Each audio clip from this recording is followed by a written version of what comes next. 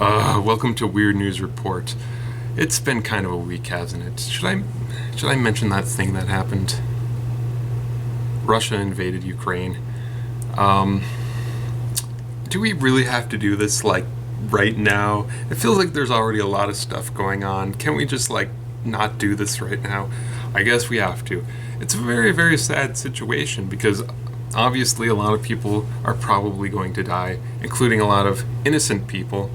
And it's not exactly clear to me what the reason is for this. It seems to be like more complex than just like NATO or whatever.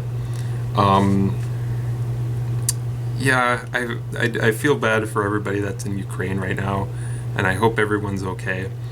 Um, but with that said, I don't really want to talk too much about this.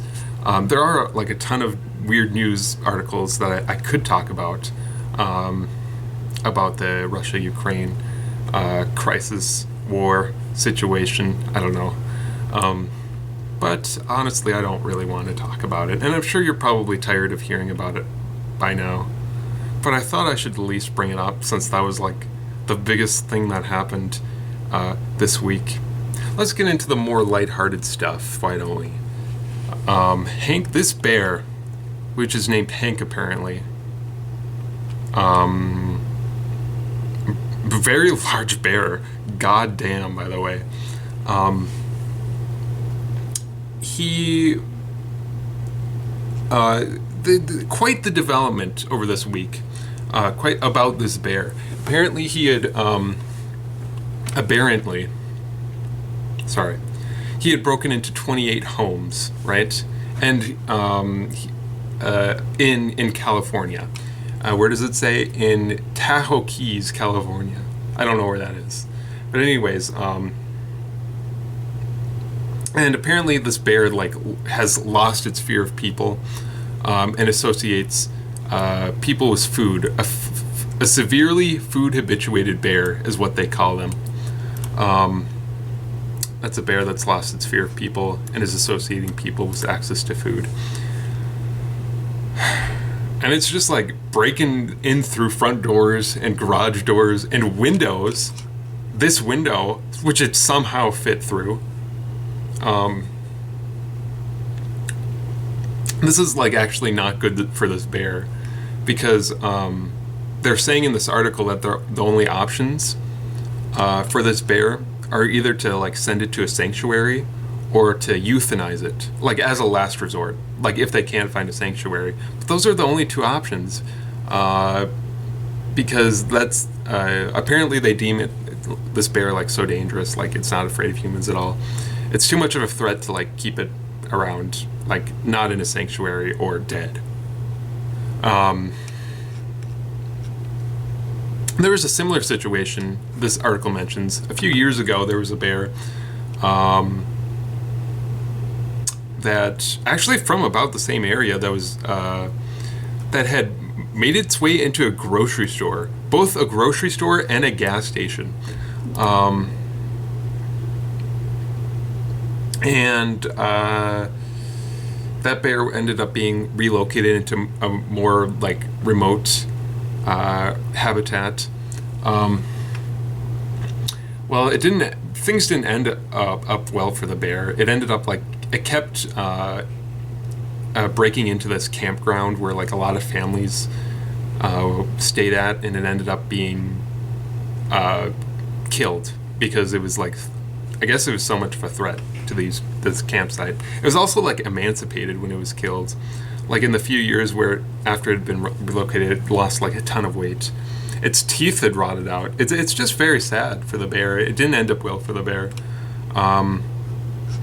So if things aren't looking good for Hank, you might be saying, "Oh wait, there's another article that happened. That was done just a little bit ago, just a few days later."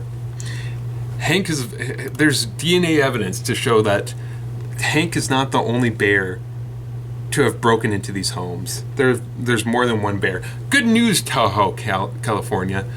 There's not just one bear breaking into homes, there's many bears. Such good news. No. But they're saying that Now, Hank the bear won't need to be killed or moved, so that's good. They solved it with DNA evidence, which, by the way, this is like a crime scene. This is great. Apparently, bears all look alike, so that like when people report bears, they're like, "Yeah, it was a big black bear." And they're like, "Oh, that must be Hank." No, it could have been several bears. It was several bears based off the DNA. Yeah, so now they're saying that it's not that. Apparently, the experts have evaluated that this bear is not so dangerous that it needs to be in a sanctuary. It can just be relocated. So I guess that all's well that ends well for this nice, very large bear. Very large bear. It's probably not going to be. It's probably not good for the bear that it has to be relocated because it's probably enjoying itself. All the access to easy food. But anyways, that was the exciting development of the week. Oh God. Florida residents will be among the first in the nation subjugated by hard Mountain Dew. I think that might be like a typo, or like slightly the wrong use of the word subjugated, because like subjugated means like you're like being like controlled by, right? Like a king like subjugated their subjects or whatever. This just in, Mountain Dew takes over Florida. Hard Mountain Dew takes over Florida. I think they mean subjected to, which actually is kind of funny. Florida residents will be among the first in the nation subjected by hard Mountain Dew. Like it's like a thing you're exposed to. This happened like on Tuesday. Also in Tennessee and Iowa. That's weird. These are the 3 states that hard Mountain Dew is available in right now. Florida, Tennessee, and Iowa. I feel like those are weird states. Like those are just like the most random states to choose. There's probably some reason. Actually, there might not be a reason. It might just be like nonsense. But there you go. It seems... It makes me somewhat uncomfortable. Hard Mountain Dew. It seems unnecessary. But okay, sure. Ha ha ha ha ha. Look at this child. Look at this child with this crazy hair. Let's all point and laugh at this child with this crazy hair. Ha ha ha ha ha. This child with an extremely rare uncombable hair syndrome this Georgia toddler was diagnosed with.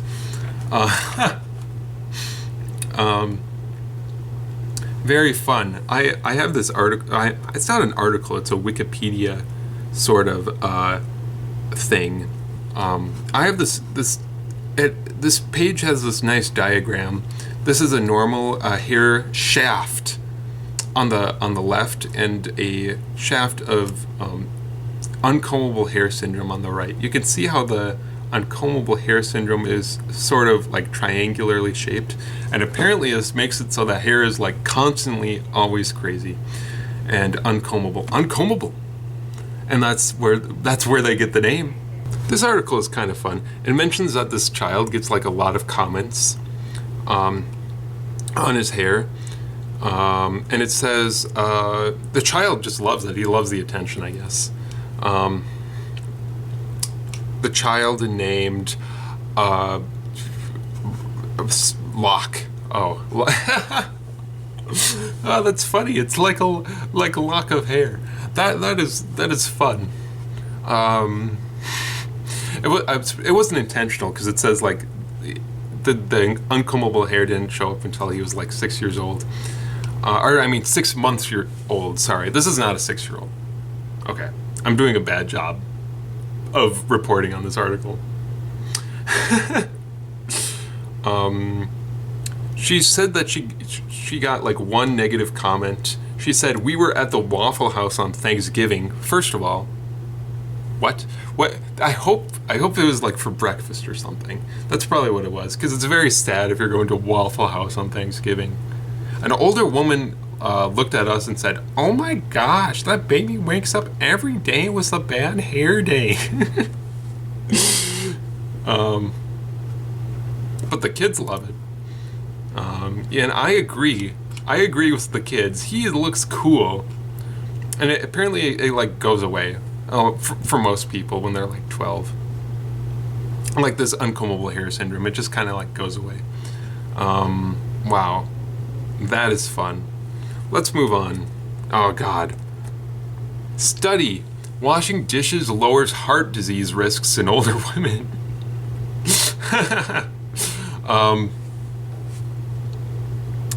There's a study done by the Journal of American Heart Association, and they measured the physical activity of over 5,400 women between the ages of 63 to 97. They found that women who performed routine activities like housework, cooking, and gardening saw a reduced risk of heart disease. Very interesting that they only tracked women. Is it not found with men also? Oh, I would do the dishes, honey. But you should do the dishes since you will get all the. I'm actually like doing you a favor by letting you do the dishes because I'm letting you have a lower reduced risk of heart disease. Did you know that? They also say self-activity shower. What? They say self-care activities like showering can be significantly beneficial for seniors' cardiovascular health. Wow, that's why I shower, is because it's so good for your cardiovascular health. That's probably the predominant reason why I shower. You hear that, women? Tip for the women: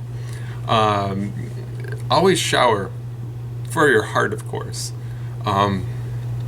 That's the predominant reason why you should shower and do dishes. But not men, of course, because it's not found in men. Because they didn't study it. I don't know. This just seems like a very weird article. Let's move on. There's a man. He has a tooth growing in his nose. Crazy. An ectopic tooth, it's called. There's a 38-year-old man. He said he was having trouble breathing through his right nostrils for years. For several years, he had trouble breathing through his right nostril. And they called it a deviated septum, a condition in which the partition between naval passages is pushed to one side. Yeah, because he had a tooth grown in his nose, in the right side of his nostril. That is crazy. Very unfortunate. There's also, I remember reading about like there was I think a child. He was like 12 years old. He had a tooth growing in his foot, or at least a tooth-like structure. I don't know if it was like exactly a tooth, but But like, can you just like have teeth like growing? You can have teeth growing anywhere in your body, apparently, and that's a thing that we're just supposed to be okay with. Yeah, so they said that the tooth was removed. Imagine having a tooth in your nose, though. Like finding out that you have a tooth in your nose, and that's why you can't breathe through your nose. That must feel really good to have like a tooth removed through your nose, like afterwards, like being able to breathe. It says the surgeons removed the tooth without complications. And after a 3-month follow-up, he said he was able to breathe normally. Probably much better at least than without the tooth. Great. Let's move on. Our last article. This is how we finish it off.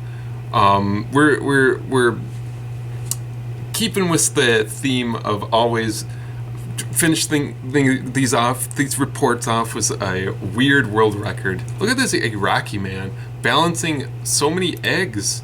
Oh my God. Sorry, I didn't expect that to be so loud. He's just balancing so many eggs on his left hand. Yeah, left hand. 18 eggs on his left hand. Boom.